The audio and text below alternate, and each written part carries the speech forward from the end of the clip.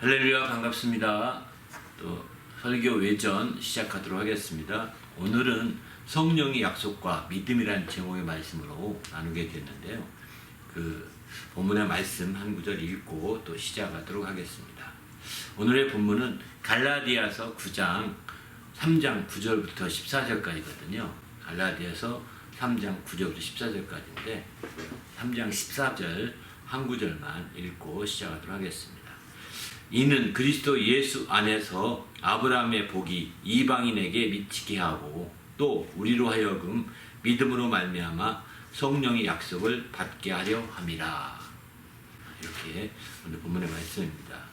오늘은 이제 성령의 약속과 믿음, 또 믿음과 혹은 성령의 약속, 이런 중심의 말씀으로 이렇게 주제로 함께 말씀을 나누었는데, 이 설교에 관계된 비하인드 스토리와 또 설교와 관계된 질문이 있다면 함께 나누는 그런 시간 갖도록 하겠습니다.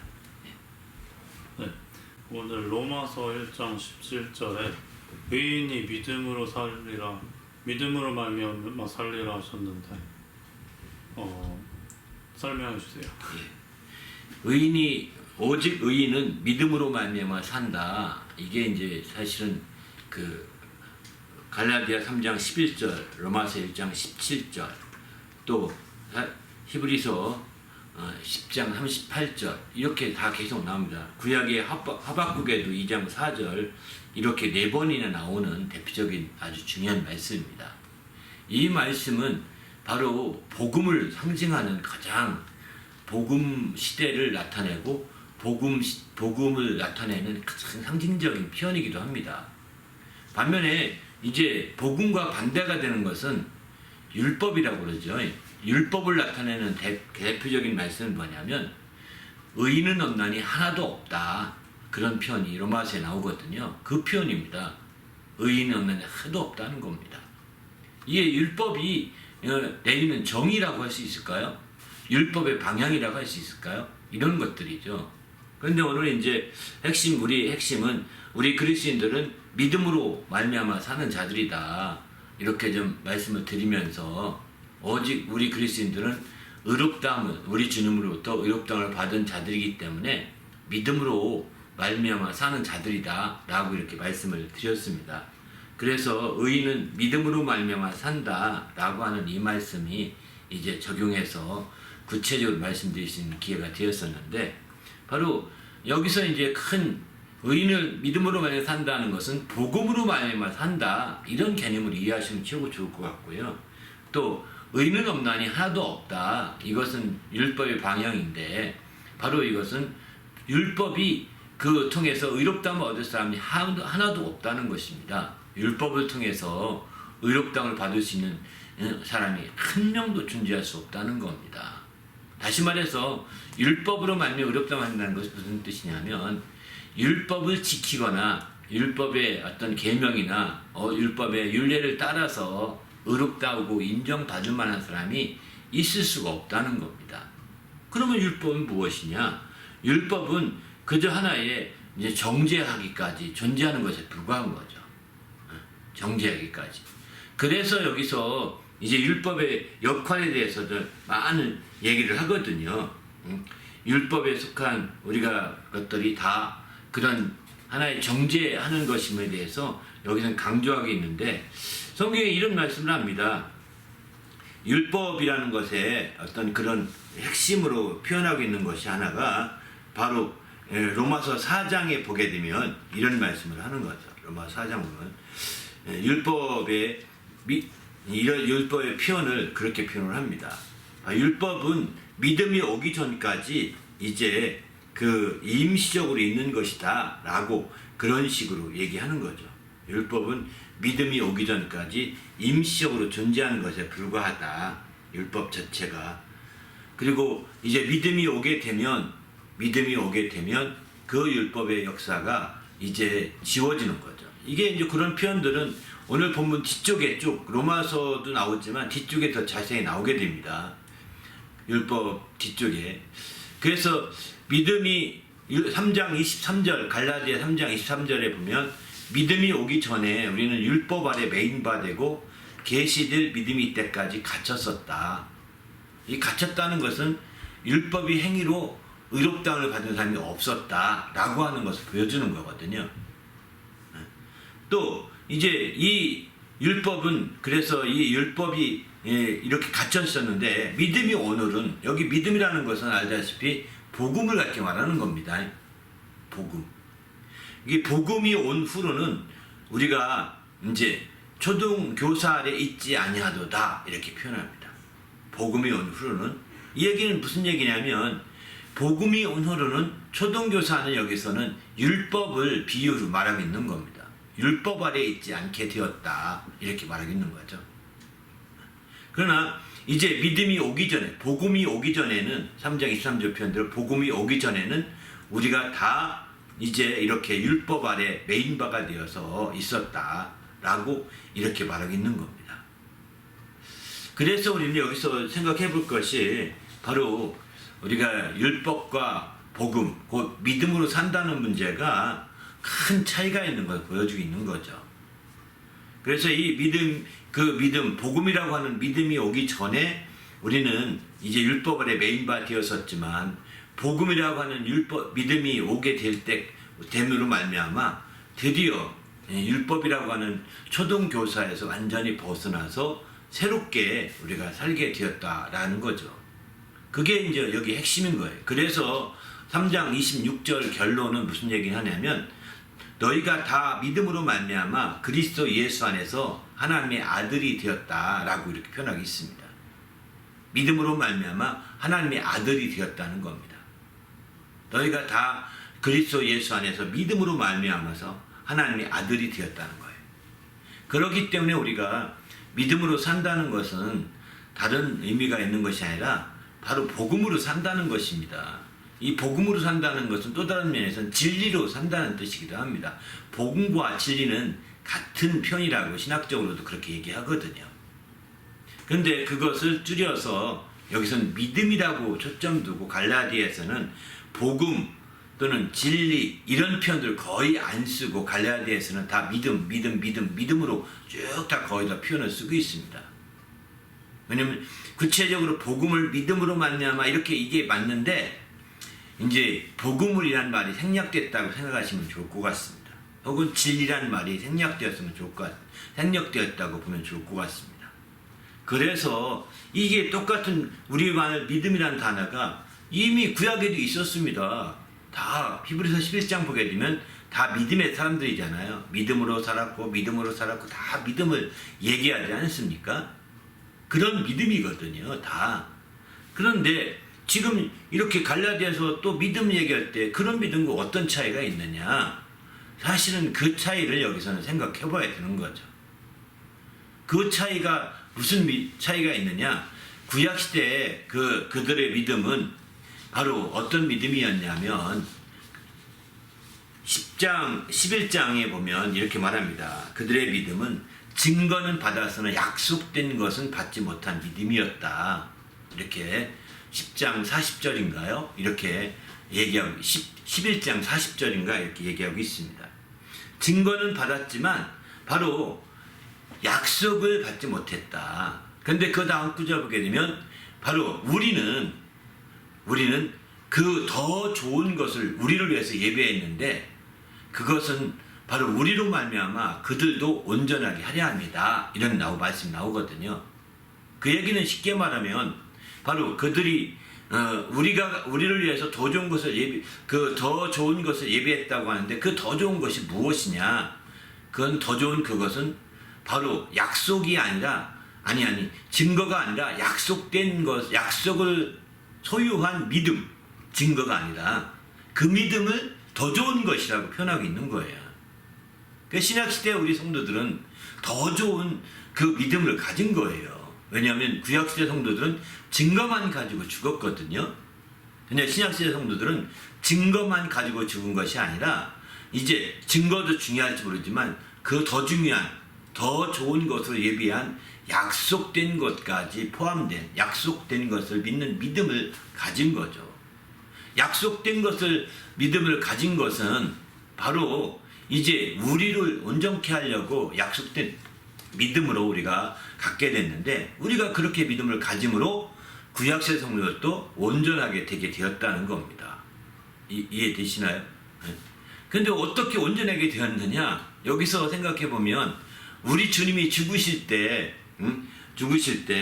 이렇게 얘기하시죠. 예수는 그 로마서 4장 25절에 오게 되면 예수는 우리가 범죄한 것 때문에 내줌이 되어서 죽으셨거든요. 그 다음에 또한 우리를 의롭다 하시기 위해서 부활하셨잖아요. 예수님은. 그렇게 부활하셨는데 바로 예수님이 죽으신 것은 살아있는 자들로 해서 죽은 거지 죽은 자들로 해서 죽은 건 아니거든요. 제 당시에 수많은 인류에서 그 예수님이 죽으신 것은 이미 죽은 자들은 어떻게든 자기가 어떤 형태는 죽게 됐어요. 그죠? 그들의 모든 걸 짊어지기보다는 살아있는 자들의 죄를 짊어지려고 곧 신약시대 성도들의 살아있는 자들의 죄를 짊어지려고 죽으신 거예요. 죽은 자들에서는 죽을 필요가 없는 거예요. 왜냐면 이미 죽었으니까요. 단지 그들은 약속만 가지고 죽은 거거든요. 그 큰 차이가 있는 거예요.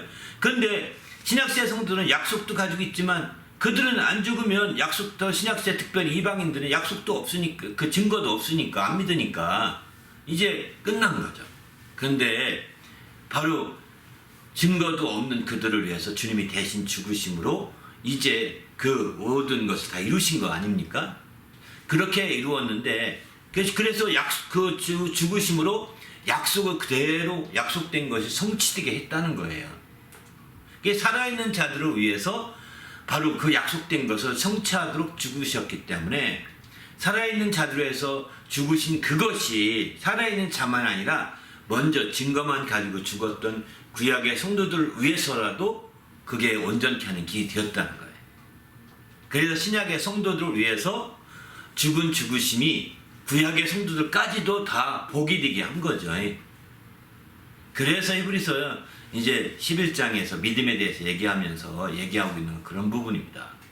구약의 수많은 사람들이 이런 믿음으로 죽었지만 그 수많은 사람 다 믿음으로 죽었지만 그들은 다 이제 믿음으로 말미암아 살되 그 믿음의 중심에 증거만 있다는 것입니다. 그냥 약속된 것은 받지 못했단다 이렇게 얘기하죠. 하지만 신약에 우리는 더 좋은 것을 예비했는데 그것은 뭐냐? 약속된 것이 있는 믿음을 가진 자들이다 이렇게 얘기합니다. 그래서 우리가 신약시대에 와서 오직 믿음으로 말미암아 산다 이 얘기는 신약시대 약속된 더 좋은 것을 예비한 약속된 것을 가진 믿음으로 말미암아 사는 것입니다. 이게 바로 복음입니다. 우리가 이런 복음을 위해서 우리가 이제 확실하게 믿어야 되는 거죠. 믿음이라고 할 때 무엇을 믿느냐 할 때 이 복음이고 진리거든요. 그런 중심을 놓쳐서는 안 되겠다는 생각이 드는 건 반면에 이제 그들은 믿음으로는 그 의롭다만 얻을 자가 아무도 없다 이렇게 표현합니다. 구약에서는 율법 아래에서는 왜? 율법 아래에서 믿는다고 한다면 율법을 지켜야 되거든요. 율법을 지켜야 되는데 율법 안에는 그 아무도 의롭다함을 받을 자가 없다. 의는 없나니 하나도 없다. 이렇게 얘기하거든요. 구약의 믿음을 가지면 우리처럼 이제 복음을 믿고 진리만 믿으면 끝나는 것이 아니라 구약에서는 율법을 지켜야 되는 거예요. 왜? 그게 증거가 되는 거거든요. 그 증거로 살기 위해서 율법을 지켜야 되는 거예요. 내가 이렇게 살았습니다. 증거. 그 증거를 내놓기 위해서 율법을 붙들고 늘어지고 구약의 제사를 붙들고 늘어지고 이렇게 그 증거를 내세워야 되는 거거든요. 근데 그것은 장차 올 때까지의 그림자에 불과한 거였죠. 약속된 것은 아니었다는 겁니다.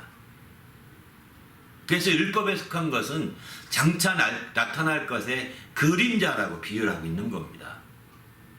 그래서 믿음이 올 때까지라고 하는 그 한시적으로 있는 그런 것에 불과한 거죠. 믿음이 올 때까지, 복음이 올 때까지 한시적인 거예요. 그래서 율법은 로마서 4장 15절 율법은 진노를 이루나니 율법이 없는 곳엔 범법도 없다 이러거든요. 그러니까 율법이 있어서 죄가 드러나게 된다는 것입니다. 율법이 없으면 죄가 드러나지가 않는 거예요. 율법 때문에 죄가 드러나게 되는 거죠. 그래서 갇혔다라고 이렇게 표현을 쓴다고 있다는 거예요. 갇혔다. 율법 아래 갇혔다. 그리고 그것을 초등 교사 아래에 있어서 지도를 받아야 되는 상황이 된 거죠. 그게 율법 아래에 있는 거예요. 그 율법 아래에는 의인의 언간이 하나도 없다는 것입니다. 왜냐하면 그 율법 아래 가지고 있는 믿음으로는 의인이 나올 수가 없다는 것입니다. 율법을 지켜서 의인이 나와야 되는데 율법을 지켜서 의인이 나올 수 있는 그런 존재가 될 수 없다는 거죠. 그런 말씀으로 여기서 비춰봐야 될 것 같고요. 반면에 신약에 와서 의인은 믿음으로 말미암아 산다 하는 것은 이제 진리로 말미암고 또 복음으로 말미암아 사는 것이다 라고 이렇게 봐야 되는데, 그때의 그 믿음에는 어떤 차이가 있느냐, 그 율법 시대의 믿음과 차이가 있는 믿음은 복음과 진리라고 하는, 복음과 율법이라고 하는 차이도 있지만 또 나가서는 거기에 약속된 것을 믿는 믿음이라는 것입니다. 그 약속된 것을 믿는 믿음은 뭐냐, 이게 바로 복음이고, 예수께서 오셔서 우리의 모든 것을 다 짊어지고 대속하셨다. 그 약속을 이루셨거든요. 그 약속이 이루어진 것을 믿는 믿음이라고 볼 수 있습니다. 그런 약속이 이루어져서 마침내 우리가 믿음의 놀라운 결실을 이루게 된 거죠. 우리도 이런 놀라운 믿음으로 살 수 있길 부탁을 드립니다. 글쎄 제가 설명을 너무나 막 버라이어티하게 설명한 것 같은데 좀 잘 이해가 되는지 모르겠네요. 아무튼 이렇게 큰 차이가 있습니다. 그래서 갈라디아서에서는 좀 더 줄인다면 복음이나 진리란 말이 생략된 상태의 그 믿음이에요. 곧 약속된 것을 믿는 믿음이라고 보시면 되는 거죠. 그 믿음이 이제 그런 믿음으로 신약시대는 살아간다고 하는 것이고, 반면에 구약시대 믿음은 약속된 것이 없고 증거만 나타낸 믿음이에요. 증거는 율법의 계명이라든가 또 제사의 그 상황이, 모든 것들이 다 제사의 제물 같은 게 증거가 되는 거거든요. 내가 이렇게 하지 않았습니까? 이렇게 하지 않았습니까? 그럼 다른 이방인들에게 이것 증거도 있건 없습니다. 왜냐하면 이방인들에게 어떤 율법을 주신 적이 없거든요. 이방인들이 어떻게 살아날 수 있는 제물을 어떻게 제사를 한 적이 없거든요. 이방인들에게는 증거를 할 게 있을 수 없다는 거예요. 그러나 이제 유대인들에게는 그 증거로서 율법을 주었고 제사 성전을 주었고 제사 지내도록 기회를 주었기 때문에 그 증거를 붙들고 그들은 죽게 되는 거죠. 그런데 예수님이 이 땅에 오셔서 약속된 것을 따라서 죽으실 때 죽으신 그것이 이미 죽은 자들의 문제를 해결하려고 먼저 온 것이 아니라는 겁니다. 이미 죽은 자들을 해결하려고 한 것이 아니라 바로 우리를 위해서 더 좋은 것을 예비하셨기 때문에 우리를 위해서 당시 살아있는 사람들, 이방인을 비롯한 유대인을 비롯한 모든 살아있는 사람들을 위하여 더 좋은 것을 예비하기 위해서 약속된 것을 따라 성취해서 죽으신 거거든요. 그렇게 죽으심으로 약속된 것을 받을 수 있는 길을 열어놓으신 거죠. 약속된 것을 믿을 수 있는 길을 열어놓으신 거죠. 그렇게 했는데 그렇게 한 그것이 오히려 구약시대에 증거만 가지고, 믿음의 증거만 가지고 죽었던 구약시대 성도들까지도 온전하게 하는 길이 되었다라고 이렇게 성경은 얘기하고 있는 거죠. 그게 이제 여기서 중요한 표현인 것 같습니다. 그런 차원에서 볼 때 우리가 믿음으로 산다는 것이 얼마나 중요한 건가 하는 것을 새롭게 우리는 생각해 봐야 합니다. 예, 감사합니다. 예. 그럼 이어서 질문인데요. 구약의 성도도 신약의 성도들에게 약속을 이루심으로 온전하게 되셨다 하셨죠? 예. 구원을 받게 하셨다라고 말하는 그건 건가요? 구원 문제도 연결될 수 있죠. 네. 그러니까 구약의 성도들이 온전하게 된 것은 신약의 성도들을 위해서 죽으신 은혜로 주님이 베풀어 주신 믿음의 약속을 따라서 구약의 성도들도 온전하게 된 것이다. 그렇게 돼서 그들도 이제 그 구원을 받게 된 거라고 보면 되죠. 그러나 그 구원이 우리보다 증거만 가지고 죽었던 그런 것들이기 때문에 우리 신약세 성도가 좀 다를 수는 있는 거죠. 그들은. 그래서 이제 어떤 분들은 그렇게도 얘기합니다. 예수님께서 이제 십자가를 죽으시고 사흘 동안 그분이 무덤에 계셨던 거로 우리가 알고 있잖아요. 그죠? 그리고 마침내 이제 사흘 동안 무덤에 계시다가 마침내 사흘 뒤에 부활하신 걸로 알고 있는데, 예수님이 죽으셔서 이제 그럼 무덤에 계실 때 주님은 그냥 무덤에 하루 종일 있었겠느냐? 아니라고도 얘기를 하죠. 주님이 죽으셔서 바로 무덤에 잠겼다는 것은 무덤 자체가 무엇을 의미하는 음부를 나타낸 거거든요. 음부. 무덤 자체가 지하를 나타내는 겁니다. 그 지하에 내려가셔서 바로 그 유대인들 같이, 그 이스라엘 사람들 같이 증거만 가지고 죽은 그들을 찾아간 것이 아닌가, 이렇게 얘기하기도 하죠. 또 베드로가 말한 얘기를 보게 되면 주님이 그래서 옥에 있는 영들을 찾아갔다, 심지어 이런 표현도 합니다. 옥에 있는 영들을. 그래서 주님이 죽어 계실 때 옥에 있는 영들을 찾아가서 그들을 끄집어낸 것이 아니겠는가. 그 옥이라는 것이 어디냐? 주님이 이미 그 음부에 내려간 상태이기 때문에, 여기 지상의 음부라고는, 지상 자체도 음부에 속한 영역이긴 하지만 지하의 영역을 대개가 음부라고 이렇게 말하거든요. 지하의 영역은. 그런데 주님이 무덤에 있을 동안 바로 주님께서 그런 자들을 찾아가서 바로 인도한 거라는 거죠. 왜? 이미 약속을 따라서 바로 예수께서 속죄의 모든 걸 다 이루기 위해서 죽으셨으니까요. 그래서 오늘날 우리 모두가 속죄 받을 길을 열어놓으신 거거든요. 그 믿음으로 우리는 약속까지 받게 되는, 약속을 누리게 되는 거죠. 그런데 그것을 구약 사람들은 모르는 거예요. 자기는 그저 제사 지낸 것으로만 들고 증거만 가지고 죽었으니까.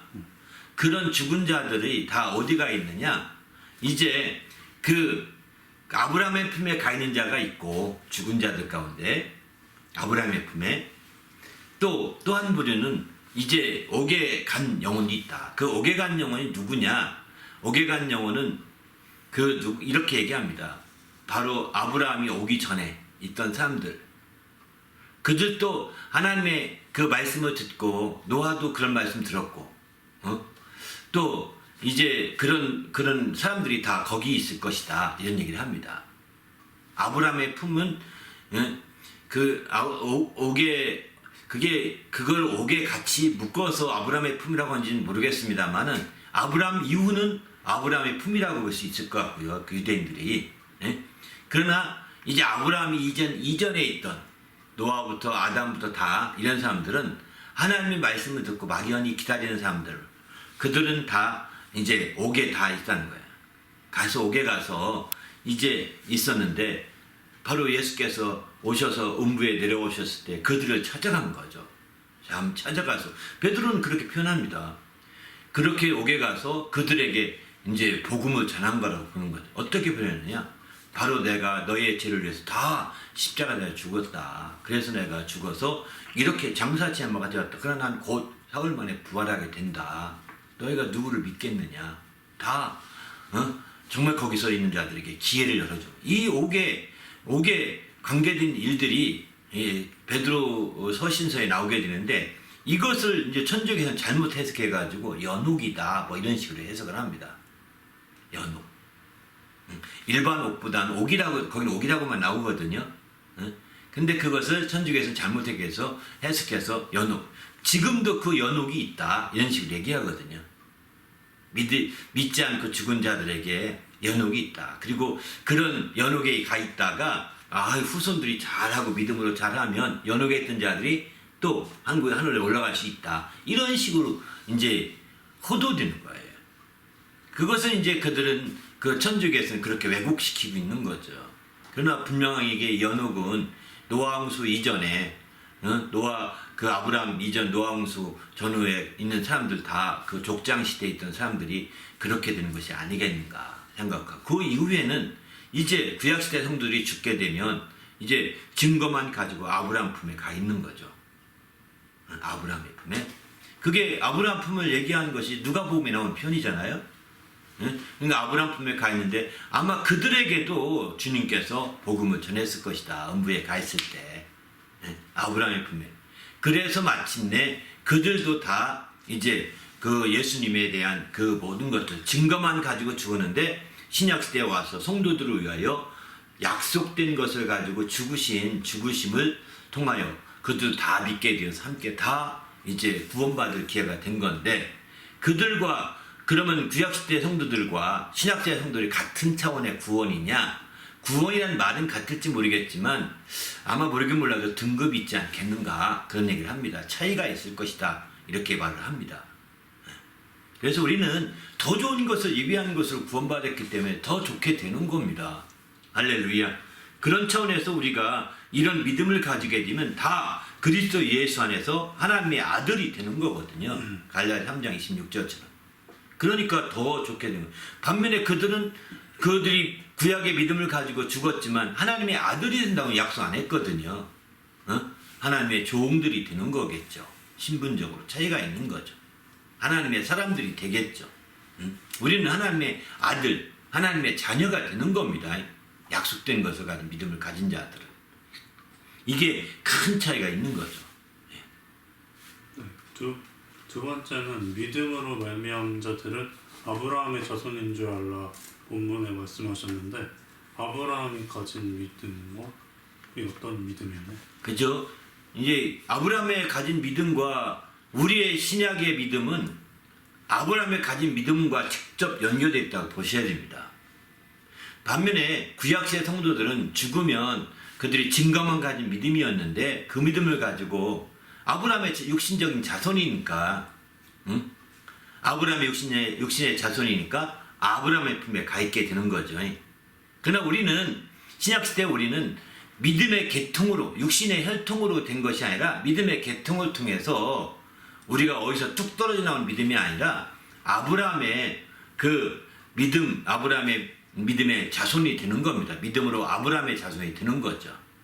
그 얘기를 이제 이렇게 표현하고 있는 거죠. 그래서 믿음으로 갈라디아 3장 7절 보면 믿음으로 말미암은 자들은 다 아브라함의 자손인 줄 알라, 이렇게 얘기하거든요. 또 믿음으로 말미암은 자들은 믿음이 있는 아브라함과 함께 복을 받는다라고 9절에 또 이렇게 3장 9절에 말하거든요. 그러니까 우리가 가진 믿음은 아브라함과 같이 연결된 믿음이라는 거예요. 그러면 구약의 믿음과 어떤 차이냐? 구약의 믿음은 이제 아브라함을 통해서 믿음이 연결되기도 했지만 아브라함의 행함에 초점된 믿음을 가지고 있는 것입니다. 아브라함의 행함에. 아브라함이 그 행함에 초점된 믿음을 가진 거고, 반면에 우리는 행함에 초점된 믿음이 아니라 믿음에 초점된 믿음인 겁니다.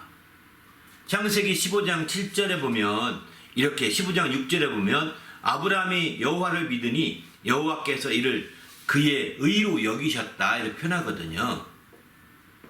하나님을 믿으니 그의 그 믿음을 의로 여기셨다. 이때는 아브라함이 아브람입니다. 아브라함이 아닙니다. 아브라함이 아니라 아브라함입니다. 창세기 15장 6절에 그 뒤에 가서 이제 너는 아브라함이라 하지 말고 아브라함이라 해라, 이렇게 얘기가 되죠. 그때 아브라함이 됐을 때 그에게 하나님이 시험 한 가지 합니다. 그리고 아들을 낳죠. 아들을 하나님께 드리라, 이렇게 얘기하게 됩니다. 아브라함이 믿음으로 의롭다함을 여겨심 받았지만 네 아들 드려라. 그랬더니 아브라함이 말도 안 하고 부인과 상의도 안 하고 그 독자를 바치러 올라갑니다. 이렇게 아브라함이 그렇게 행해서 마침내 그 의로 인정된 것이다 라고 이스라엘 사람들은 그렇게 주장을 합니다. 야고보서도 사실은 그렇게 야고보도 보면 그렇게 얘기합니다. 아브라함이 믿음으로만 의롭다함 된 게 아니라 아브라함이 행함으로 의롭다함 된 거다. 왜냐하면 아브람 세 글자입니다. 아브라함이 됐을 때 하나님을 믿으니 그 믿음을 의로 여기셨다고 그랬거든요. 근데 나중에 그 믿음을 의로 여기신 그 하나님께서 그러면 내 이름을 너희가 믿으니 내 믿음을 의롭다 여기서 그 아브라함이라 하라. 그리고 아침에 아들을 줍니다. 그리고 마침내 아들이 컸을 때, 얼마 컸을 때 아들을 바치라, 이렇게 말하거든요. 그렇게 그 믿음으로 의롭다함을 얻은 아들은, 그 아브라함이 된 아브라함은 이제 아들을 바치게 되면서 이제 행위를까지도 완전해진 거예요. 이해되시죠? 그래서 야고보서는 그 행위를 초점을 두고 믿음이 있다면 행해야 된다. 행하지 않으면 죽은 믿음이다 라고 이렇게 강조하게 됩니다. 사실 야고보서가 더 완전한 믿음을 얘기하고 이건 조금 이따 얘기하고 근데 여기서 두 가지 믿음의 계통이 있는데 한 가지는 믿음을 의로 여기신 믿음 이해되시죠? 또 믿음을 행함으로 말미암아 의로 여김 받은 믿음 이 두 가지인 거죠. 구약시대에 아브라함의 자손들이나 나중에 그것이 체계화됐을 땐 모세 때 와서 아브라함 이후 한 400년 지나서 모세가 출애굽한 이후에 율법을 통해서 또 성전을 통해 성막을 통해서 또 마침내 그 행하시는 절차와 방식을 다 정해놓게 됩니다. 그래서 그런 행하시는 절차와 방식을 통해서 아브라함 이후 한 400년 지나서 그들이 출애굽하면서 이제 완전히 아브라함의 자손 가운데 행위를 통해서 의롭다함 얻는 길을 아주 막 완전히 구축한 겁니다. 율법을 통해서요. 그래서 마침내 그들은 율법을 통해서 드디어 모세 이후에 계속 그 모세 이후에 한 400년 동안은 또 이제 그때는 400년 동안에는 이제 막 그 기드온 같은 사사들이 많이 지배했던 시대고 이런 시대에 왕이 세워지기 전 시대였거든요. 그런 시대에 다 그렇게 지냈고 그 다음에 다윗 왕이 세우고 이렇게 왕조가 세워질 때도 그렇게 지냈습니다. 다 그렇게 지내고 마침내 유다가 망하기까지 이제 계속 그렇게 이어진 거죠. 그래서 마침내 신구약 중간시대가 한 400년 또 걸리게 되는데 신구약 중간시대 그 400년까지도 그냥 그렇게 살았던 거예요. 성전이 폐지된 상태에서 성전은 폐지됐지만 율법은 여전히 있잖아요. 그걸 의지해서 산 겁니다. 성전을 폐지하고 나중에 그들이 이제 바빌로니아 포로로 잡혀가게 되니까 어떻게 신앙생활을 하냐면 회당에 주로 모이게 됩니다. 그때부터 회당이 생기게 되는 거예요. 회당에서 성경을 주로 읽고 성경 말씀을 나누고 그 말씀대로 사는 데 초점 두고 사는 겁니다.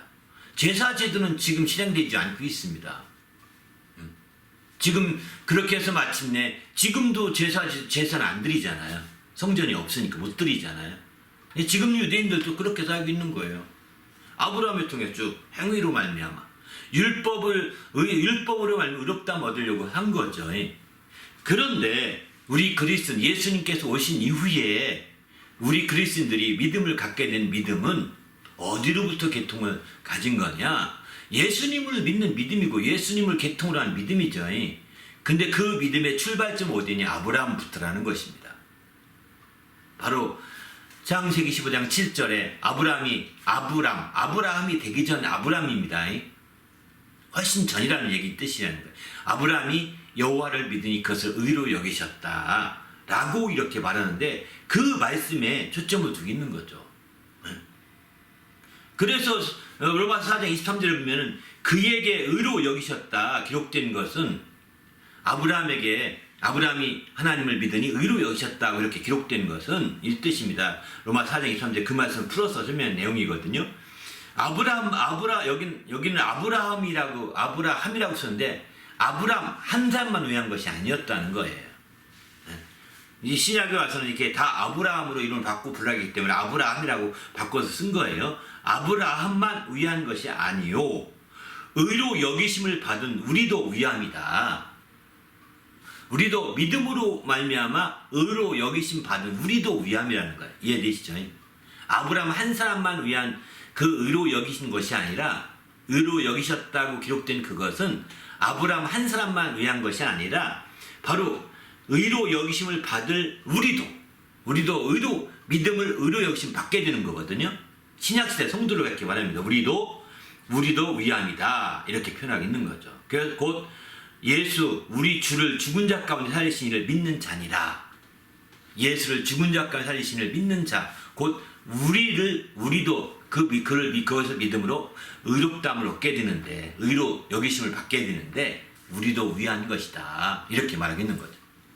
그래서 아브라함의 믿음이 신약에 와서 믿음으로 연결되는 부분은 다 그 똑같이 연결되는 것이 아니라 사실은 믿음을 의로 여기심 받은 믿음의 부분이거든요. 그러나 이삭을 들여서 그가 그 행위로 마침내 완전히 믿음이 완전하게 되었다고 하는 그 야고보서에서 얘기하고 있는 그 내용은 바로 이제 율법의 행위로 말미암아 의롭다고 어떠한 그런 표현을 강조하려고 한 것이 아닙니다. 그것도 이제 믿음으로 말미암아 우리가 의로 인정을 받았다면 이제 그 믿음이 더 정말 완전해지기 위해서는 바로 우리도 이제 함께 내가 믿음을 따라서 행해 가야 된다라고 말하는 것뿐이죠. 그러나 믿음을 따라 행한 것으로 다시 의롭다고 얻는다는 표현은 아닙니다. 우리가 믿기만 하면 돼, 행할 필요는 전혀 없는 거야, 이렇게 말해서는 안 된다는 거죠. 아브라함도 믿음으로 의롭다고 얻었지만 하나님 믿은 대로 의로 얻은 대로 그대로 행하지 않았느냐, 더 이상 조건을 달지 아니하고 그렇게 해서 마침내 이삭까지 바치게 되었고, 그래서 거기서 하나님이 그의 믿음을 완전히 인정받게 된 거죠. 우리도 이제 믿음으로 의롭다고 얻은 믿음을 가진 신약시대 우리도 아브라함처럼 그 믿음을 가져서 의로 인정받았다면, 같은 계통으로 믿음을 인정받았다면 야고보서는 그겁니다. 이제 그 믿음을 믿기만 하면 돼가 아니라 그 믿음을 가진 대로 그대로 행해라. 작든 크든 행해봐라. 그래야 믿음과 함께 행함으로 온전해지는 것이다. 믿음은 행함으로 온전해지는 것이다 라고 이렇게 강조하고 있는 거죠. 야고보서가 그 율법적인 행함을 얘기하려고 하는 건 아닙니다.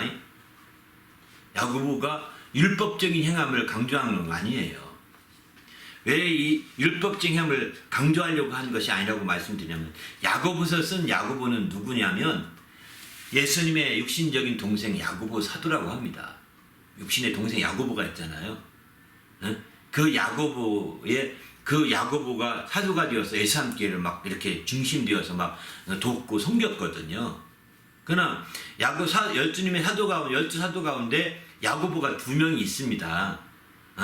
그 야고보 중에 한 명은 요한의 그 형이 됐던 야고보는 순교하게 됩니다. 초기 핍박 가운데서 먼저 죽고, 그러니까 예수님을 가장 가까이 있던 세 제자 베드로와 요한과 야고보죠. 그 야고보는 요한의 형이거든요. 그 야고보는 초기에 순교해서 죽습니다.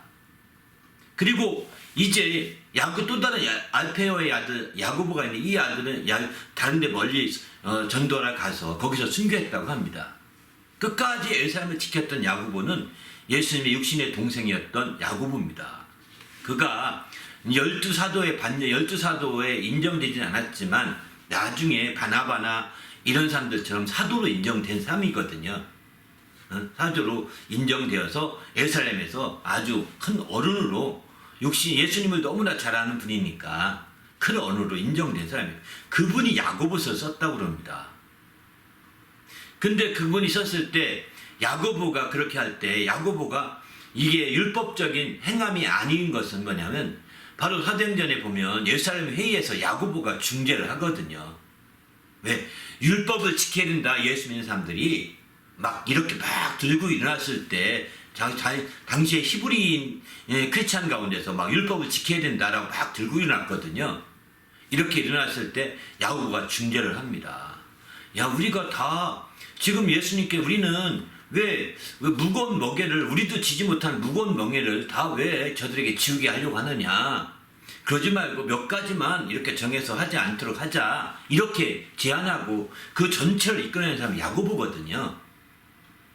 그런 야고보였기 때문에 야고보가 사실은 이제 야고보서에서 쓴 야고보의 그 얘기는 복음적인 거지, 이게 율법적인 행위로 돌아가야 된다라고 한 것이 아니라는 겁니다.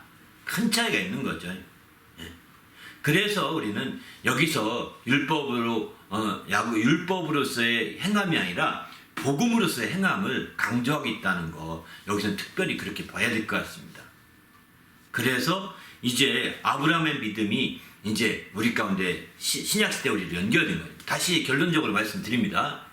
아브라함의 믿음이 바로 우리 구약시대 그 율법 아래 있던 유대인들에게는 아브라함의 믿음이 그 이삭을 바쳐서 행했던 것에 초점되어서 행함으로 치우쳐갔고요. 그것은 결국은 율법을 통해서 성전 제사를 통해서 이제 그렇게 행함으로 치우쳐가서 그 증거를 중심으로 그들은 믿게 된 거예요. 그게 구약의 믿음이 대부분이 구약적인 믿음입니다. 반면에 오늘 예수를 통해 믿는 믿음은 그런 믿음이 아닙니다. 바로 행위에 치우친 믿음이 아니라 믿음의 중심을 둔 믿음입니다. 믿음으로 믿음에 이르게 한다는 것은 바로 그런 거거든요. 복음에는 하나님의 의가 나타나서 믿음으로 믿음에 이르게 된다고 하는데 바로 이 믿음은 아브라함의 믿음에서 비롯된 건데 이 아브라함의 믿음은 어떤 믿음이냐? 창세기 15장 7절에 바탕을 둔 믿음입니다. 창세기 15장 7절은 아브라함이 하나님을 믿음에 그 믿음을 의로 여기셨다고 했는데 그 말씀을 바탕으로 한 믿음이 오늘날 예수 믿는 믿음과 이렇게 함께 한 계통으로 연결되는 거죠. 그래서 우리는 아브라함의 믿음을 가진 자다. 그래서 그 아브라함과 같은 믿음을 가진 자는 믿음으로 아브라함의 자손이고 믿음으로 아브라함의 복을 함께 누리는 자가 된다라고 갈라디아서는 그렇게 강조하고 있는 거죠. 갈라디아 3장 7절에서 9절을 그렇게 강조하고 있는 거예요. 그리고 로마서 4장 22절, 23절, 24절에서는 바로 아브라함이 의로 여기심 받았다고 기록했는데 그건 아브라함 한 사람만 위한 것이 아니라 바로 예수를 믿는 우리들 믿어서 의롭다면 얻게 될 우리를 위한 것이다. 우리도 함께 위한 것이다. 라고 아주 분명하게 기록된 거예요. 그리고 우리의 믿음의 계통이 아브라함과 직접적으로 예수님을 통해서 연결된다는 사실을 우리가 여기서 좀 봐야 될 것 같습니다. 우리는 육신적으로 아브라함의 자손은 아닙니다만은 믿음의 계통으로는 아브라함의 자손입니다. 육신적으로는 아브라함의 복을 누리기는 어렵습니다만 믿음으로 말미암아서는 아브라함의 복을 함께 누릴 수 있게 됩니다. 그러면 아브라함의 복이 무엇입니까? 이렇게 물어볼 겁니다. 아브라함의 복은 창세기 한번 읽어보시죠. 어마어마한 겁니다. 너와 내 자손이 너로 말미암아 복을 받게 내 모든 열방이 너로 말미암아 복을 받는다고 하지 않습니까? 우리가 지금 그런 사람이 된 거예요. 그냥 왜 우리가 돈 10억 얻고 100억 얻고 통장에 가득 사놓고 평생 먹고 살고 이런 복 정도 생각해서 안 됩니다. 그 정도가 아닙니다. 너로 말미암아 족속이 막 내 열방이 복을 받으라는 겁니다. 너로 말미암아서 엄청 그리고 너로 말미암아 막 바다의 모래처럼 하늘의 별처럼 무수한 자손이 번성될 것이다. 그리고 너로 말미암아 그들이 복을 받고 열방이 이 모든 이방인들이 그 복을 받고자 줄 서게 될 것이다. 이 얘기하지 않습니까? 그런 복이에요. 여러분 그 하찮게 그냥 몇 푼의 복을 팔지 마시죠. 그랜저의 복을 팔고 제네시스의 복을 팔아서 그거 달콤하게 하지 말고 아브라함의 복을 팔기를 바랍니다. 할렐루야. 아브라함의 복을 전하고 그 복에 사모하게 만들어야 진짜 신약시대의 그 복, 믿음으로 만난 복인 거죠. 이런 놀라운 복을 아브라함이 가진 믿음을 통해서 우리도 예수를 믿는 믿음으로 말미암아 그 같은 계통의 믿음으로 아브라함의 복을 함께 이어받는 성도가 되시길 바랍니다. 할렐루야. 너무 중요한 부분이죠. 예. 믿음으로 성령의 약속을 받는다 본문의 말씀이 있었는데 성령의 약속과 믿음의 관계에 대해서 얘기해 주세요. 그 말씀을 본문의 14절 이렇게 말씀하죠. 이제 13절부터 한번 먼저 읽고 시작할게요. 그리스도께서 우리를 위하여 저주를 받은 바 되사 율법의 저주에서 우리를 속량하셨으니 기록된 바 나무에 달린 자마다 저주 아래 있는 자라 하였습니다. 이렇게 표현합니다. 예수님이 우리를 대신에 저주받은 것을 가르쳐 말합니다. 이는 그리스도 예수 안에서 아브라함의 복이 이방인에게 미치게 하고 주님이 우리를 대신해서 저주를 받아서 우리를 다 속량하심으로 말미암아 이제 예수를 그 믿는 믿음인데 그 믿음으로 말미암아 마침내 아브라함의 복이 이방인인 우리에게 미치게 한다는 겁니다. 아브라함 우리 미치게 하고 또 거기서 끝나지 않습니다. 그런 복을 누리게 하기 위해서 우리로 하여금 믿음으로 말미암아 성령의 약속을 받게 하려 함이라 이렇게 표현하고 있죠. 저는 여기서 미치게 하고 끝나지 않고 그 복을 누리게 하려고 그게 이룰 수 있는 길이 예수님께서 속량하심으로 길을 열어놓으셨다는 거예요. 그런데 거기서 머무는 것이 아닙니다. 또 우리로 하여금 믿음으로 말미암아 성령의 약속을 받게 하려 합니다. 이렇게 표현하죠. 우리로 하여금 믿음으로 인해서 성령 약속을 받는 것은 아브라함의 복이 미치는 것을 우리에게 이른 것을 끝나지 않고 그것을 확실하게 누리게 하려고 하신 거라고 볼 수 있는 거죠. 그걸 확실하게 누리게 하려고 주님께서 아브라함의 복을 우리에게 인도해 주신 거라고 이렇게 이야기하고 있습니다. 엄청난 차이가 있는 거죠. 그러니까 이 두 가지가 오늘 이제 성령의 약속과 믿음이라는 제목을 혹은 믿음과 성령의 약속도 괜찮아요. 상관없습니다. 이렇게 했던 것은 믿음으로 말미암아 성령의 약속을 받게 하려는 것이기 때문이에요. 핵심은 성령의 약속인 거고요. 그 다음에 성령의 약속을 받게 하는 방식이 믿음이라는 겁니다. 믿음으로 말미암아 그 믿음은 어떤 믿음이냐? 아브라함이 가졌던 의로 여기심을 받았던 믿음인 것이죠. 또 예수 그리스도께서 십자가에 달려서 우리를 다 저주받아 성령하심으로 이제 그렇게 하셨던 것을 믿는 믿음입니다. 그게 신약의 믿음인 거죠. 그런 믿음으로 말미암아 아브라함의 복을 우리가 다다르고 이르게 미치게 한다는 거, 우리가 겨우 그 복이 이르러서 나에게까지 미친 거예요. 내가 바톤 터치하는 상황이 된 겁니다. 내가 잡기만 하면 되는 거예요. 근데 이제부터 누려야 되는데 바톤 터치했으면 이제부터 내가 그 복을 바톤을 받아서 막 누리고 그걸 막 힘써서 행해야 되는 거 아니겠습니까? 그렇게 하기 위해서 믿음으로 말미암아 성령의 약속을 받게 하려 함이라고 저는 이렇게 말씀을 그렇게 이해했습니다. 그러니까 성령의 약속이 얼마나 중요한 거예요. 아브라함의 그 계통의 복을 우리가 누리게 하려고 성령의 약속을 받게 하려고 한 것이니 얼마나 중요한 거라고요.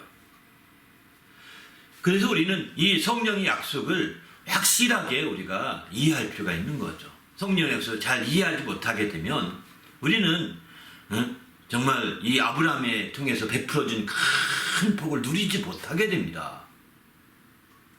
그러면 성령의 약속이 무엇일까요? 성령의 약속이. 성령이 그럼 우리에게 특별하게 약속한 것이 있습니까? 없습니다.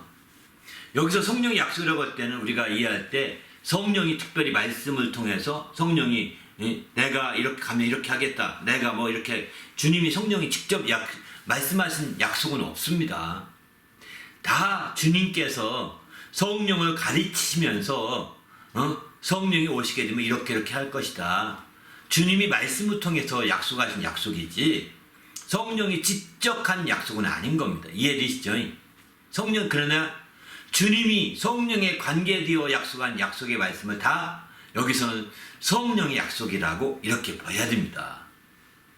성령이 직접 입으로 내가 너에 가면 이렇게 할게 이렇게 약속은 안 했을지라도 그렇게 성령이 직접 예언하고 그렇게 약속은 안 했을지라도 예수께서 성령을 가르치시면서 말씀하신 말씀들 다 그게 성령에 관계된 약속인 거거든요.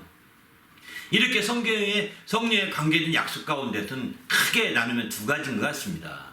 한 가지는 바로 먼저는 아버지 하나님께서 이제 성령에 관계된 약속이 있습니다. 그것은 뭐냐? 요엘을 통해서 예언한 말씀입니다. 요엘을 통해서 예언한 말씀인데 요엘을 통해서 예언하기를 이렇게 예언하죠. 요엘서에 보게 되면 2장입니다. 바로 2장 28절에 보면 그 후에 내가 내 영을 만민에게 부어주리니 너희 자녀들이 장래일을 말할 것이며 너희 늙은이는 꿈을 꾸며 너희 젊은이는 이상을 볼 것이요. 이렇게 얘기하거든요. 이 말씀을 그대로 사도행전 2장 17절에서 그가 인용을 하게 됩니다. 2장 17절. 사도행전 요엘서는 2장 28절이고 사도행전 2장 17절이거든요. 그러니까 이 구절을 외우려면 어떻게 오냐면 1자씩 빼면 됩니다. 28절에서 1자 빼면 1이잖아요. 8에서 1 빼면 또 7이잖아요. 이렇게 되는 거 똑같이 2장은 같고요. 하나씩 다 빼면 이제 17절에 있는 거 사도행전. 거기서 베드로는 그 말씀 베드로 요엘이 말하는 말씀을 인용해서 이렇게 말합니다. 말세에 여기서는 표현이 이렇게 말세에 내 영을 모든 육체에 부어주리니 이렇게 말하거든요. 뒷부분은 같고요. 그러니까 이게 같은 얘기를 좀 조금 다르게 번역되어 있다고 보시면 될 것 같습니다. 그러나 어쨌든 이렇게 그 말씀이 이루어진 것이다. 예언의 말씀이 곧 예언의 말씀은 약속의 말씀이거든요. 예언으로 약속한 말씀이 아버지께서 요엘을 통해 약속하신 말씀이 이루어진 것이다 라고 베드로가 증언하고 있는 내용이에요. 사도행전 초반부는 2장의 초반부는 그걸 막 증언하고 있는 거거든요. 그렇게 해서 아버지가 약속하신 말씀을 이루어 주신 거였어요. 그래서 베드로 그 사도행전 1장도 보게 되면 바로 내게 들은 바 아버지께서 약속하신 것을 이렇게 표현하거든요. 1장 4절에 보게 되면 기다려라 얘기하면서 너는 예수님을 떠나지 말고 기다려라 이렇게 말씀할 때 내게 들은 바 된 아버지께서 약속하신 것을 기다려라. 그게 뭐냐? 성령이시거든요. 이 요엘서 1장 28절 2장 28절에 말하고 있는 성령이시거든요. 그런 성령을 기다려라 라고 이렇게 강조하고 있는 거죠. 그렇습니다. 실제로는 이게 너무 중요한 부분인 거죠. 그래서 마침내 그거를 이제 아버지께서 약속하신 것이 예수께 들은 바된 아버지께서 약속하신 것이라고 사도행전 1장 4절에 아주 분명히 얘기하거든요. 1장 한번 읽어드리면 사도와 함께 모이사 그들에게 분부하여 이르되 예루살렘을 떠나지 말고 내게 들은 바 아버지께서 약속하신 것을 기다리라. 그러면서 5절에 보면 요한은 물로 침례를 베풀어서 너희는 몇 날에 못 뛰어 성령으로 침례를 받으리라 이렇게 말하잖아요. 성령에 대해 아버지께서 약속하신 것이고 성령의 침례를 그렇게 말한다고 분명히 알 수 있잖아요. 그죠? 이런 측면에서 아버지께서 약속하신 것을 우리는 여기서 봐야 되고요. 그러면 두 번째 아버지 약속은 그런 것이고 또 아들의 약속은 무엇입니까? 아들의 약속은 요한복음 17장 16장 7절에 보면 바로 내가 아버지께로 가면 내가 떠나가는 것이 너에게 유익하다. 떠나가지 아니하면 보혜사가 오시지 아니할 것이고 내가 가면 보혜사를 보내리니 약속한 거거든요. 이게 약속입니다. 내가 가면 아버지께 보혜사를 보내리니. 또 그 다른 요한복음 15장 14장에 보면 거기서는 또 이렇게 얘기합니다. 내가 아버지께 가면 성령을 구하여 보내겠다. 이렇게 말씀합니다. 구한다고 말씀하거든요. 그만큼 아버지께 가서 성령을 구하신다는 겁니다. 그만큼 성령에 대해서 보낸다고 하는 약속을 아들은 하신 거죠. 그래서 그가 사도행전 2장 33절에 보면 하나님이 오른손으로 예수를 높이심에 그가 예수가 약속하신 성령을 받아 아버지께 받아서 우리에게 부어주셨다 이렇게 말하거든요. 예수가 약속하신 거라는 거예요. 성령은. 왜? 어떤 약속했을까요? 보내주리라고 아버지께 받아서 아버지께 구해서 보내주리라고 아버지께 가면 보내주리라고 약속하신 거죠. 그 약속을 이렇게 구체적으로 표현하고 있는 거죠. 그가 약속한 것이라고 사도행전 2장 33절에서는 베드로가 직접 이렇게 말하는 겁니다.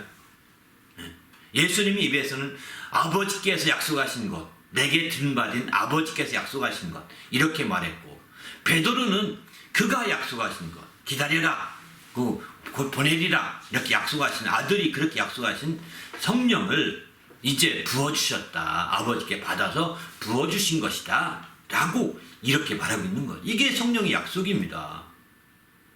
이게 바로 성령의 그 약속이라고 보면 갈라디아의 성령의 약속이라고 보면 되죠.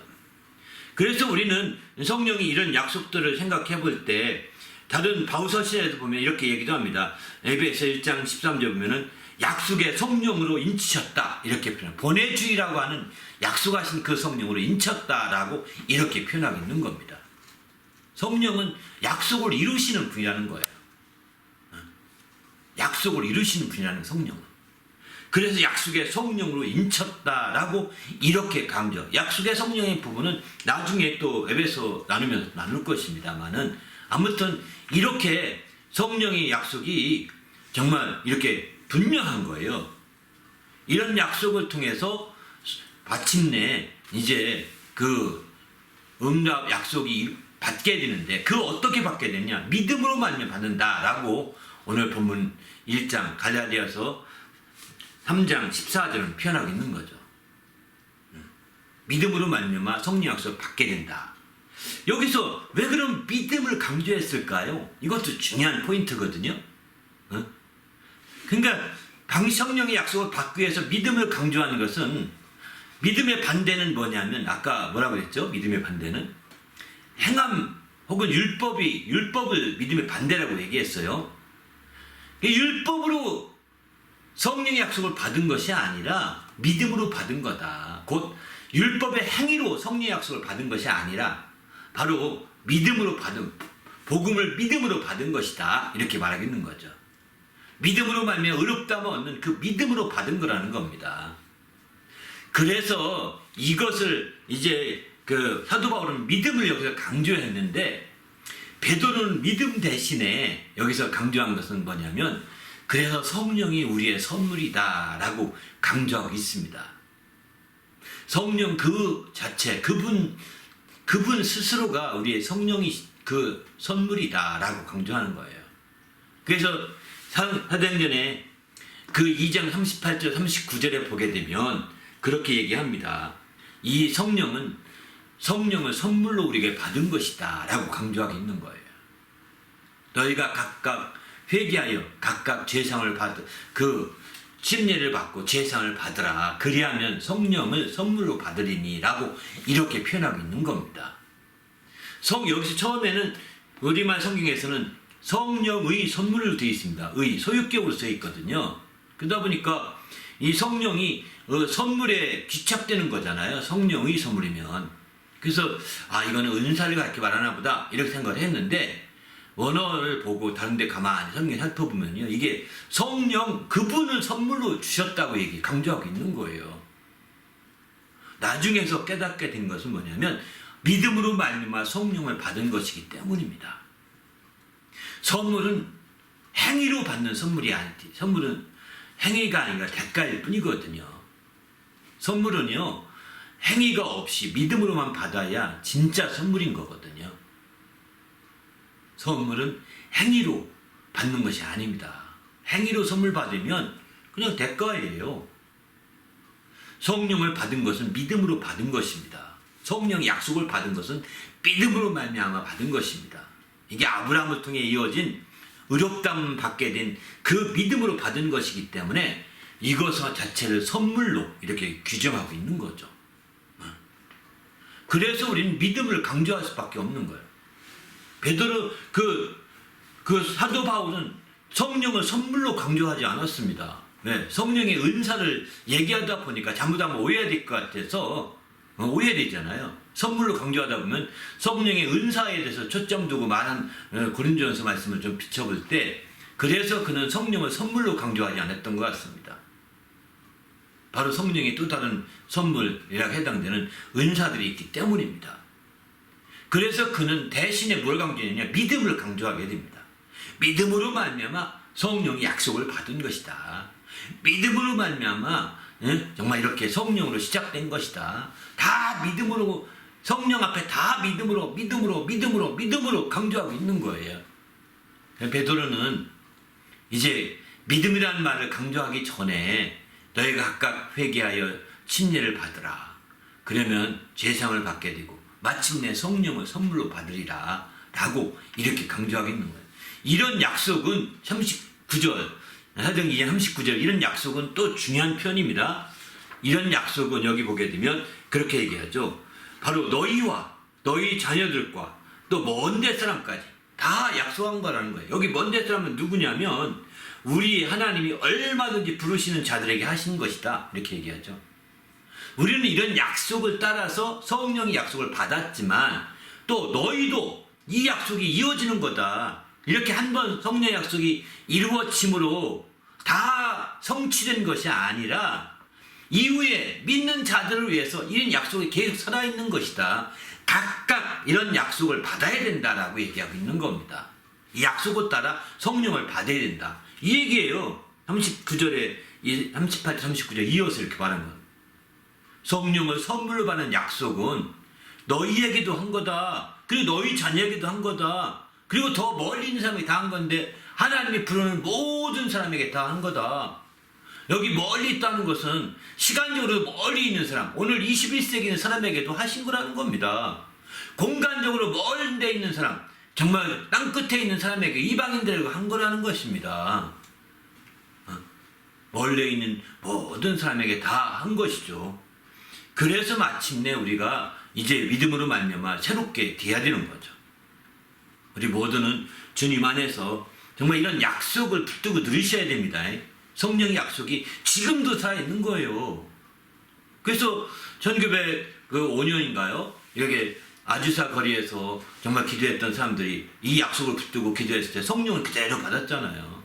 그들도 다 성령 받고 사도행전 2장 1절부터 4절까지 나타난 현상이 그대로 나타나서 그래서 오순절 운동이 그때부터 일어난 거거든요. 공교롭게도 그 1905년 전후에 한국의 평양에서도 이런 일이 있었다고 합니다. 평양에서도. 그 말씀을 붙들고 선교사들과 함께 했던 자들이 막 이 말씀을 붙들고 기도했을 때 그대로 일어났고 이 성령의 역사가 거기서도 폭발되어서 한국에서 성령의 역사가 일어나기 시작한 거죠. 이런 놀라운 역사가 이 약속이 21세기, 20세기에도 20세기인 1905년이니까 20세기 초죠. 그때도 이루어지고 지금도 이루어지는 거예요. 신학에 의해서 이게 막혀 있어서 안 되는 거죠. 이 약속이. 초대교회의 약속으로 끝나서 안 되는 거죠. 그래서 우리는 주님 앞에 이 약속을 붙들고 누려주셔야 됩니다. 믿음으로 말미암아 이 약속을 받아내야 됩니다. 할렐루야. 나도 이제 21세기에 와서 이 캐나다 이 저 태평양 건너편에 있을지라도 정말 이 21세기에 와서 그 약속을 받아내야 되는 거예요. 그 약속을 먼 데 있는 사람들이잖아요. 예살못 본 다음에. 그죠? 그러니까 여기서 그 약속을 받고 기도했을 때 되는 거예요. 저도 여기서도 성령 받도록 간절히 기도했을 때 돼요. 이 약속을 붙들고. 아니 제가 기도하지 않아도 이 약속을 붙들고 기도할 때 저희 집에 선교관 지하에서 잠을 주무시는 어느 집사님은 막 갑자기 막 자대 나왔더니 방언이 나오더라고 막 이렇게 얘기하더라고요. 그래서 그런 성령 역사가 또 그렇게 나타나기도 하더라고요. 하나님이 놀라운 역사인 거죠. 21세기예요. 지금 21세기. 그분은 이제 몇 년 전 얘기인데 정말 몇 년 전에도 그런 역사를 본다면 얼마나 놀랍지 않습니까? 하나님의 역사죠. 이게 다 약속이 살아있기 때문에 믿음으로 그 약속, 성령의 약속을 받았기 때문에 이제 성령을 선물로 받을 수 있게 된 거죠. 그런데 또 한 가지 더 베드로가 왜 그러면 성령을 선물로 이렇게 표현했느냐? 여기서만 했으면 그냥 이게 성령의 은사인지 성령 자체가 선물인지 잘 구분이 안 갈 텐데 2장 38절에서만 얘기했다면 11장에도 똑같이 또 말합니다. 11장에 고넬료 집에 가 설교할 때 고넬료는 이방인이었거든요. 이방인 고넬료 집에 가서 설교할 때에 그 설교 중에 그에게 똑같이 얘기합니다. 내가 말을 시작할 때 성령이 임하는 걸 봤다. 근데 우리와 같은 것이 임하더라. 이렇게 얘기하지 않습니까? 그러면서 이제 사도행전에 11장 보면 이제 17절 이렇게 말하죠. 하나님이 우리 주 예수 그리스도를 우리가 예수 그리스도를 믿을 때 주신 것 같은 선물을 그들에게 주셨다. 같은 선물을 그들에게 주셨다면 이게 선물이 뭐를 은사를 주셨다는 초점이 아니거든요. 베드로는 믿음으로 우리가 노력이 없이 수고 없이 애씀이 없이 행위가 없이 믿음으로 정말 성령을 주셨기 때문에 이게 자체가 엄청난 선물로 생각하고 있는 겁니다. 2장 38절로 얘기가 끝난 것이 아니라 여기서 더구나 이들은 침례도 받지 않은 자였잖아요. 그죠? 이들은 침례도 받지 않은 자였는데 이방인이니까 받을 기회가 없었겠죠. 그런데 이들이 성령 받는 거 볼 때 놀라지 않았겠습니까? 우리에게 주신 것 같은 선물을 받았다. 막 2번씩 얘기하는 거예요. 15절도 보면은 성령 임하시기를 처음 우리에게 하신 일 것과 같이 하는지라 이렇게 설명하고 있거든요. 베드로가 직접 입으로 에스라엘의 교회에 가서 증언할 때 얘기하는 얘기거든요. 그냥 꾸며낸 얘기가 아닙니다. 근데 요 말씀을 이제 사도행전 10장에도 나오거든요. 이 말씀과 비슷한 배경, 똑같은 배경에 그때의 배경은 베드로가 직접 말한 것보다는 그 현장에 참여했던 자들이 증언한 내용을 바탕으로 기록한 거라고 보면 되는 거죠. 증언한 사람들은 설교 시작할 때 임한 것이 아니라 설교를 한참 듣던 중에 저들이 성령이 임하였다 이렇게 말하거든요. 듣던 중. 왜? 베드로는 설교 중에 지금 성령 받았는지 안 받았는지 느끼고 설교하는 거지만 시작할 때 이미 성령 받는 걸 느껴보고 왔지만은 다른 사람들은 몰랐죠. 처음에는 왜 갑자기 이상한 소리야 무슨 소리야 하고 설교 듣다가 보니 저것도 성령 받았나 보다 설교 중에 이렇게 생각하는 거죠. 그런 차이가 있는 것뿐입니다. 그 간접적으로 본 자들은 그렇게 증언했고 그런 증언에 따라 그대로 그것을 바로 누가가 그대로 표현한 거죠. 반면에 이제 예루살렘 교회에서 베드로가 증언한 내용을 이제 이게 야고보를 통해 들었던 베드로를 통해 직접 들은 것을 쓴 건 뭐라고 보는 거예요? 본 거죠. 직접 들었거나 그 전에 들은 것을 그대로 쓴 거라고 볼 수 있는 거예요. 11장에서는. 그러나 확실히 베드로 입에서 말한 증언의 얘기에 의하면 그것은 성령을 선물로 말씀하고 있다는 것입니다. 성령을 선물로 강조하는 것은 믿음을 강조하고자 하는 것입니다. 우리의 노력과 애씀과 수고가 아니라 믿음을 강조하고자 하는 거예요. 믿음으로 말미암아 이렇게 된 것이다. 성령을 받게 된 것이다. 라고 강조하려고 한 거라고 저는 확신합니다. 오늘날 그래서 우리가 선물로 얘기할 때 우리가 은혜 바로 구원을 선물로 받았다 이렇게 표현하지 않습니까? 구원을. 이게 구원이 우리 노력으로 된 게 아니잖아요. 믿음으로만 구원받은 거 아닙니까? 그래서 우리는 이런 선물이라는 것이 우리의 노력과 수고에보다는 훨씬 높은 차원의 얘기라는 것을 여기서는 말할 수 있는 거죠. 그래서 주님 안에서 이런 선물을 확실히 받는 성도가 되시길 바랍니다. 할렐루야. 바로 성령이 큰 선물로 다가와야 됩니다. 에이 성령 받아도 소용없대. 이런 말 한다는 사람 말하면 이 사람은 그저 방언이나 좀 말하면 마치 다 변화될 것 같다는 생각하지만 아닙니다. 성령 받아도 소용없대. 그렇게 말하기 쉬운 사람이에요.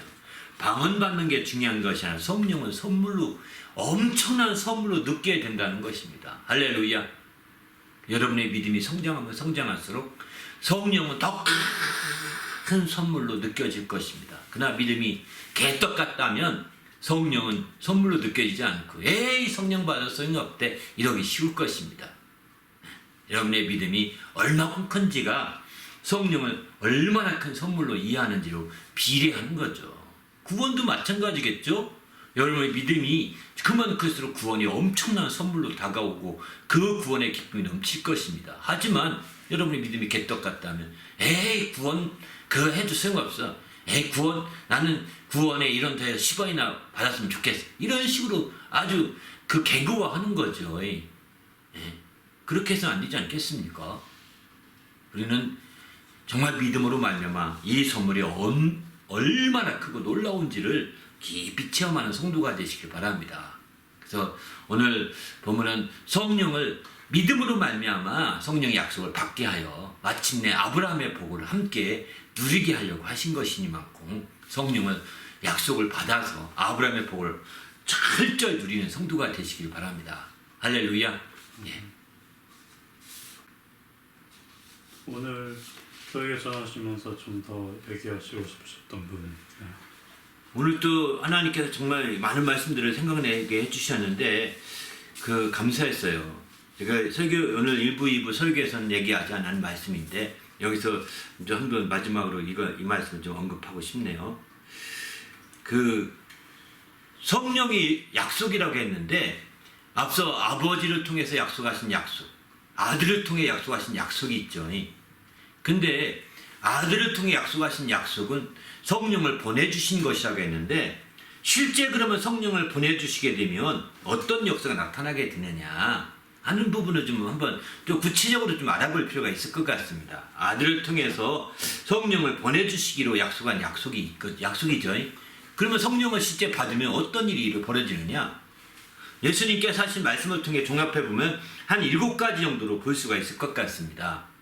첫 번째는 이제 나를 믿는 자는 그 배에서 생수강이 흘러나리라. 이건 믿는 자의 받을 성령이라고 요한복음 7장 37절에 38절에 이렇게 말씀하거든요. 바로 성령을 받게 되면 생수의 강이 흘러나게 된다는 것입니다. 생수의 강이.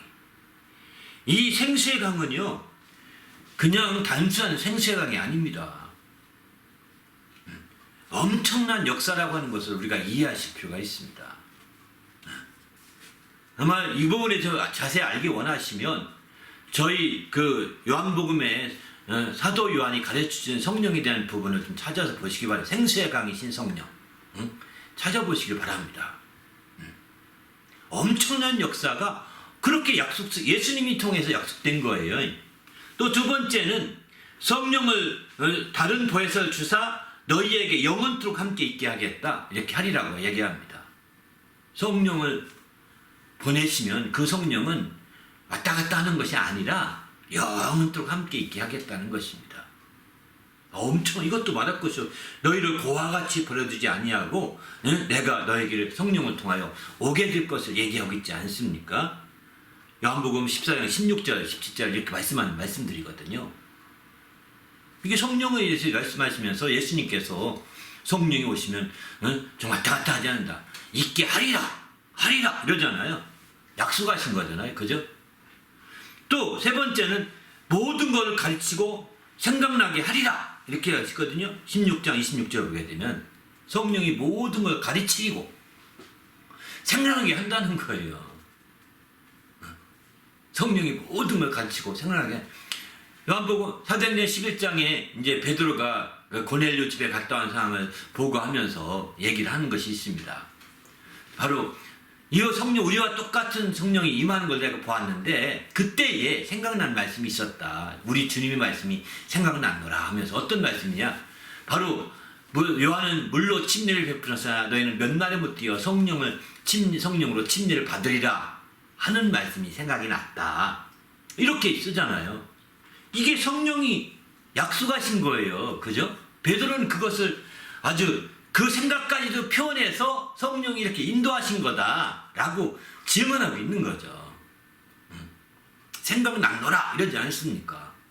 들은 것을 생각나게 하는 것입니다. 여러분 들었던 말씀이 자꾸 생각난다면 지금 성령이 역사하고 계신 거예요. 그 들었던 말씀이 생각나면 그 말씀대로 움직이셔야 됩니다. 그 말씀대로 따라 행하셔야 됩니다.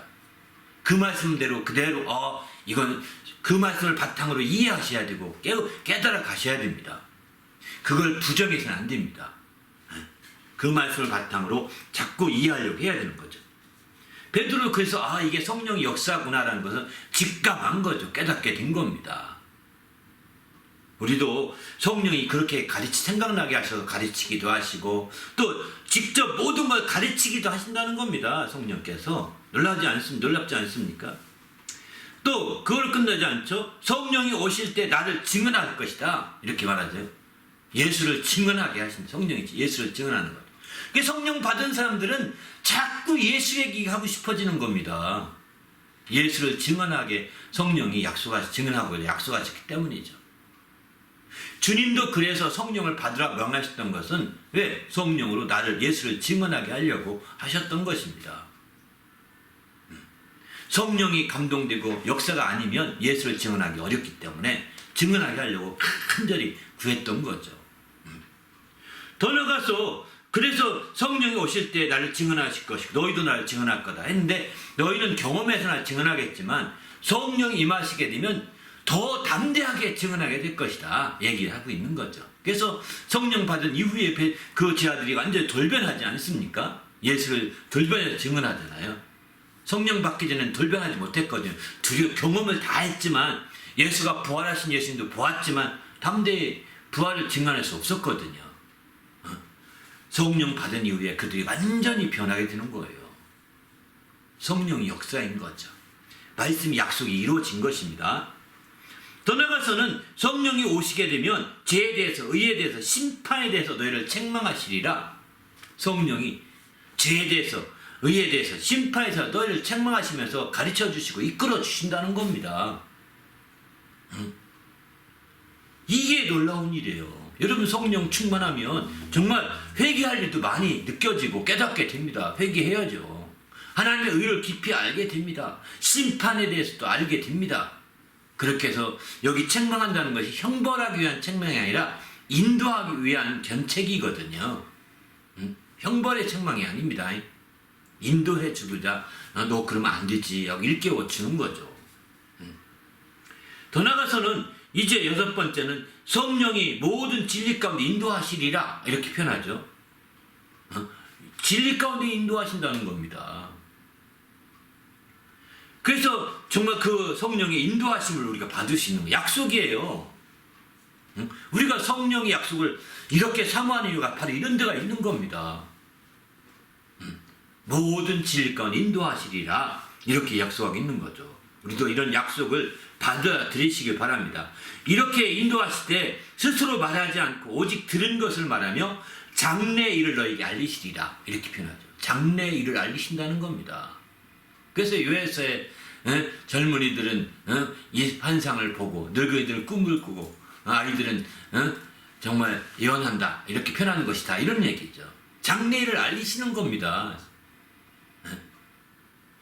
곧 장래를 알리되 최후의 장래가 뭘까요? 진리 가운데로 알려주는 거죠.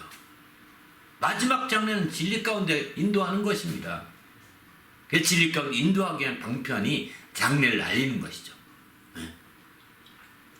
또 마지막 일곱 번째는 몇 날이 못 뛰어 성령으로 침례를 받으리라. 예수님이 직접 이렇게 말씀하시죠. 몇 날이 너희가 성령의 침례를 받고자 한다면 너희가 믿음으로 말미암아 성령의 침례를 간절히 사모하고 또 믿음이 더 큰 믿음으로 성령의 침례를 사모한다면 몇 날이 못 뛰어 너희는 성령으로 침례를 받으리라 약속하신 거예요. 이건 성령을 보내리라는 약속과 함께 이게 들어있는 약속들입니다. 예수님이 가르쳐준 약속 가운데 들어있는 거예요. 그래서 마침내 우리가 성령을 받게 되는 거죠. 그래서 내가 떠나가지 않으면 이 성령이 오시지 못한다. 떠나가야 이 성령이 오시게 된다. 떠나가야 오시게 되기 때문에 얘가 떠나가면 아버지께 성령을 구해서 보내주겠다라고 요한복음 16장 7절에 말씀하고 있는 거죠. 우리는 예수님의 이와 같은 큰 약속을 깊이 생각하면서 그 약속을 함께 정말 누리는 성도가 되시길 바랍니다. 할렐루야. 그럴 때 비로소 우리 자신이 하나님의 놀라운 역사를 체험할 수 있는 거죠. 성령의 약속을 정말 누릴 수 있게 됩니다. 이 성령의 약속을 완성되는 날에 우리는 아브라함에게 약속했던 믿음으로 약속한 그 복을 그대로 누릴 수 있는 자가 되는 겁니다. 아브라함에게 약속한 그 모든 약속의 축복이 정말 이방인에게 미치고 성령의 약속을 받음으로 말미암아 아브라함의 복을 누릴 수 있는 길이 열리게 되는 거죠. 우리도 이런 복을 함께 누리는 좋은 기회가 되시길 바랍니다. 할렐루야. 함께 우리가 기도할 때 하나님 내가 철저히 성령으로 말미암아 이런 귀한 약속들 깊이 우리가 받을 수 있도록 믿음이 충만한 자가 되게 하시고 그래서 아브라함의 복을 함께 누리는 자가 될 수 있도록 인도해 달라고 간절히 기도합시다.